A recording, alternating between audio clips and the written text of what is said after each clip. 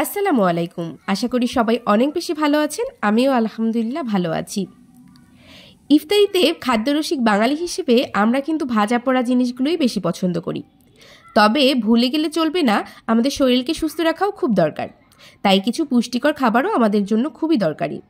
ইফতারিতে তাই সব কিছুর পাশাপাশি রাখতে পারেন এই পুষ্টিগুণে সম্পন্ন এই ডেজার্ট বা বলতে পারেন ফলের সমাহারের একটা আইটেম।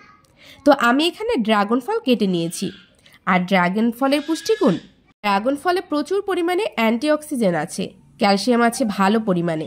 যাদের বোন ডেনসিটি বা ঘাড়ের কোনো সমস্যা আছে তাদের শরীরে ক্যালসিয়ামের ঘাটতি পূরণ করার জন্য ড্রাগন ফল অত্যন্ত উপকারী।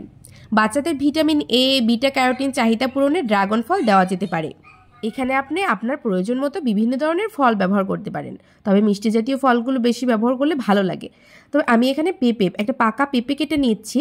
তো পাকা পেঁপের উপকারিতা এটা তো আপনারা সবাই জানেন, তারপর আমি বলছি, জানলে অবাক হবেন। পেঁপে খেলে শরীরে মারাত্মক সব রোগের ঝুঁকি থেকে রক্ষা পাওয়া যায়। এই ফলকে মহৌষধও বলা হয়ে থাকে বিশেষজ্ঞদের মতে।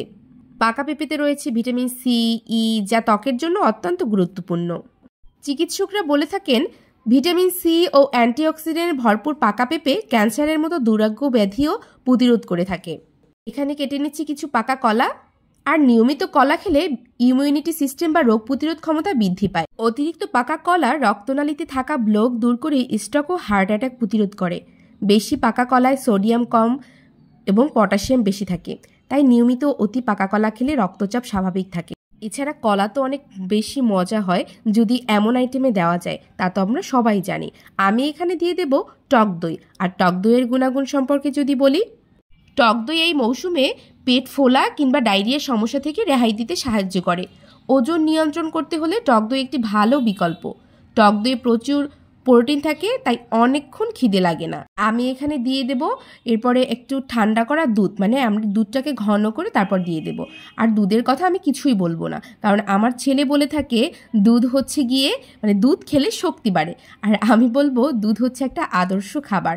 তো এর কথা আসলে আলাদা করে বলার কিছু নেই। চিয়া সিড দেব। আর চিয়া সিড হচ্ছে সুপারফুড। বর্তমান সময়ে অনেকেই স্বাস্থ্য নিয়ে অনেক বেশি সচেতন, সেজন্য কিন্তু আমরা নিয়মিত চিয়া সিড খেতে পারি। বরফ কুচি দিয়ে এভাবে কিন্তু আপনি পরিবেশন করতে পারেন ঠান্ডা ঠান্ডা এই আইটেমটি। আমি উপরে চিয়া সিডটা ছিটিয়ে দেওয়ার কারণে কিন্তু দেখতেও ভালো লাগছে। ইফতারিতে এত মজার আইটেম খেলে কিন্তু আপনার মন প্রাণ সবই জুড়িয়ে যাবে। এখানে আপনি মধু দিতে পারেন, একটু মিষ্টি বেশি দরকার হলে আপনার প্রয়োজন অনুযায়ী। আমি মধু দিচ্ছি না, কারণ মিষ্টি জাতীয় ফল দেওয়ার কারণে কিন্তু এটা এমনিতেই অনেক বেশি মিষ্টি হয়। ভিডিওটা কেমন লাগলো এবং রেসিপিটা আপনিও ট্রাই করতে পারেন। আর অবশ্যই একটা লাইক, কমেন্ট, শেয়ার করতে ভুলবেন না। আজকের মতো এখানেই বিদায় নিচ্ছি। আল্লাহ হাফেজ।